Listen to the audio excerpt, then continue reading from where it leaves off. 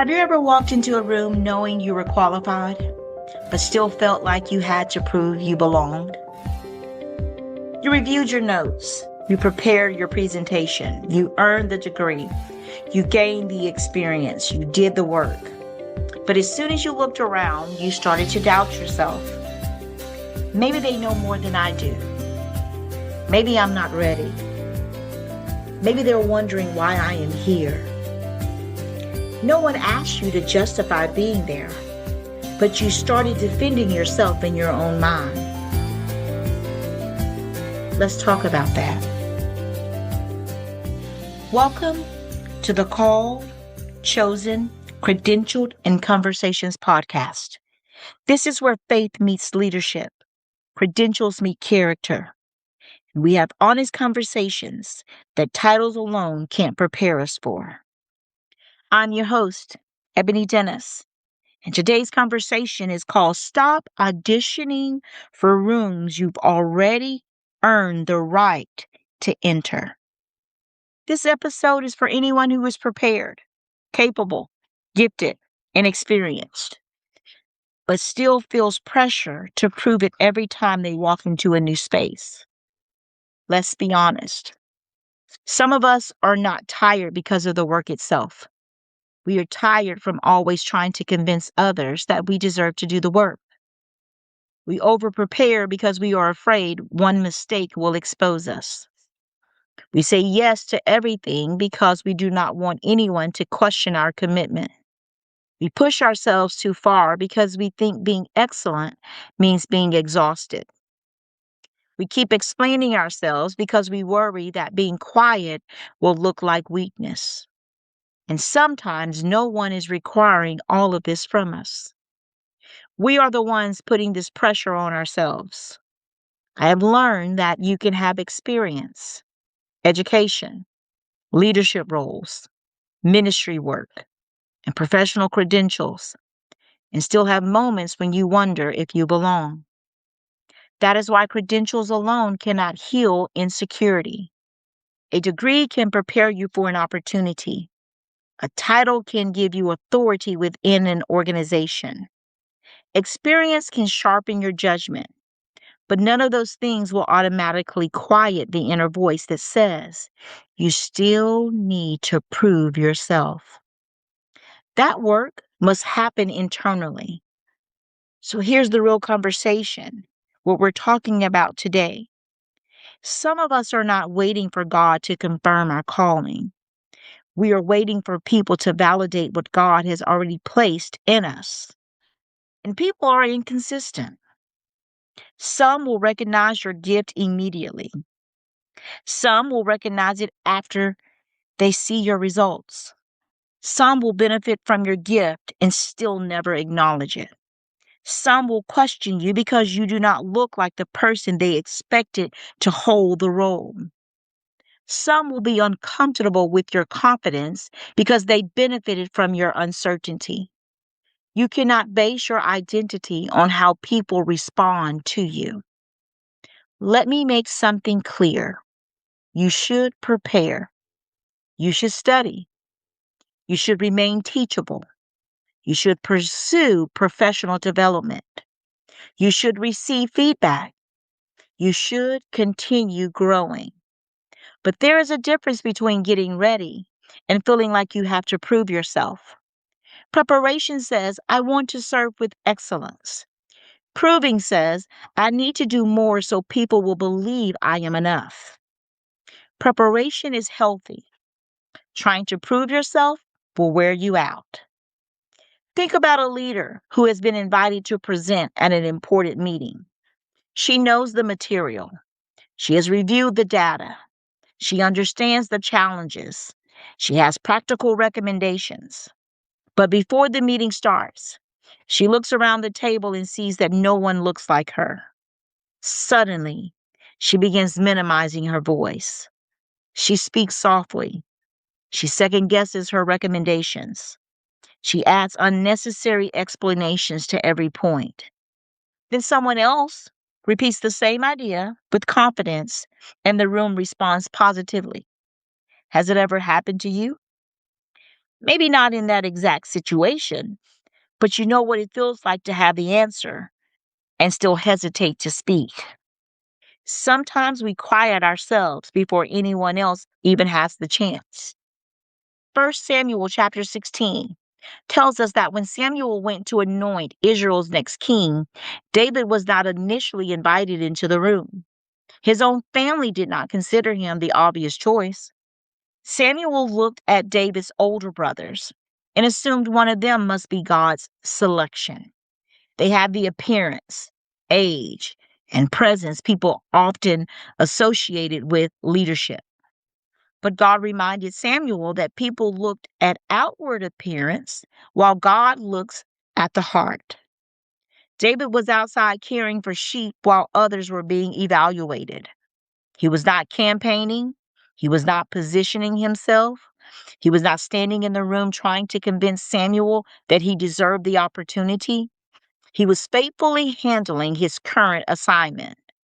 And when the time came, the room could not move forward without him. Here is the honest truth. Being overlooked by people does not mean you have been overlooked by God. But being called does not mean you stopped developing. David was anointed before he became king. There was still a process between the promise and the position. Calling is not an excuse to avoid preparation. And getting ready does not mean you have to live under constant pressure. Both your calling and your credentials matter, but your character shapes how you use them. So here's 3 signs that shows you are auditioning instead of serving. The first sign is that you cannot say no without feeling guilty. You believe every request is a test of your value. You are afraid that if you decline one assignment, someone will decide you are not committed. But every opportunity is not your responsibility. Every emergency is not your emergency. Every open door is not your door. Sometimes saying no does not mean that you're not dedicated. It shows that you understand your purpose. The second sign is that criticism stays with you longer than affirmation. 10 people can tell you you did well, but one person's negative comment controls your thoughts for the rest of the week. You replay it. You revise your entire approach. You begin questioning things you were previously confident about. Helpful feedback should help you grow, but not every opinion should have power over how you see yourself. Ask yourself, is this feedback accurate, useful, and coming from someone qualified to speak in this area? If the answer is yes, receive it. If the answer is no, release it. The third sign is that rest makes you uncomfortable. When you stop working, you begin to feel underproductive. When your phone is quiet, you wonder whether you are still relevant. When nobody needs you, you do not know what to do with yourself. This is where we have to face an uncomfortable truth. Being needed is not the same as being valued. Your worth is not measured by how exhausted you are. Your calling is not confirmed by how many people depend on you. Jesus served people, but he also withdrew to pray. He did not respond to every demand immediately. He understood his mission and acted with purpose, not pressure.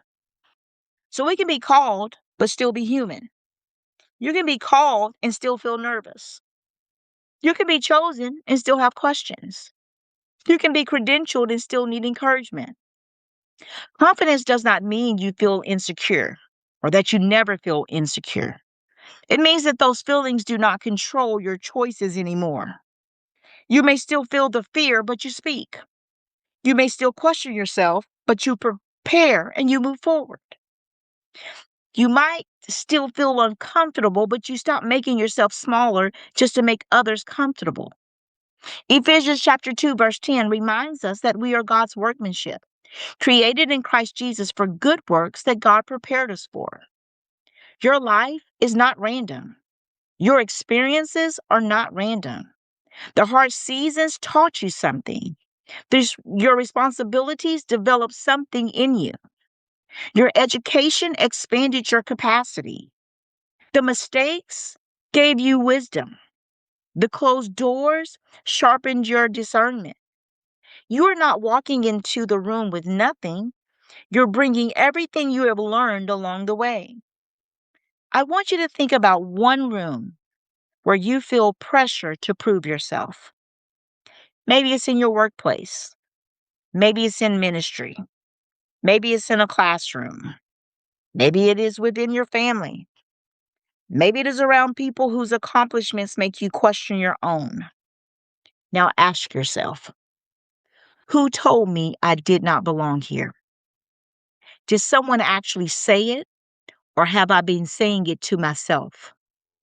What evidence do I already have that I am prepared for this assignment? Do not answer with arrogance. Answer with honesty. Confidence is not pretending you know everything. Confidence is knowing you can learn what you do not know without questioning your entire value. So this week, I want you to do three things. First, stop over explaining one decision you have already communicated clearly. Second, speak once in a room where you would normally remain silent. Third, write down 3 ways your experiences have prepared you for your current assignment. Not to inflate your ego, not to prove that you are better than anyone else, but to remind yourself that you did not arrive here accidentally. And when you enter the next room, do not enter apologizing for your presence. Enter prepared, enter humble, enter teachable. But walk in knowing you belong wherever your character, preparation, calling, and God-giving opportunities have led you. Here's what I want you to do. Stop trying to earn your place in rooms where God has already given you permission to be. You do not have to be the loudest person in the room. You do not have to know everything. You do not have to compete with everyone. You do not have to prove you were called. Your responsibility is to remain faithful, prepared, and willing. Share this episode with someone who has been questioning whether they belong. And remember, you can be called and still need courage. You can be chosen and still need to grow. You can be credentialed and still need community. Keep leading, keep learning, and keep having the conversations that matter. See you next time.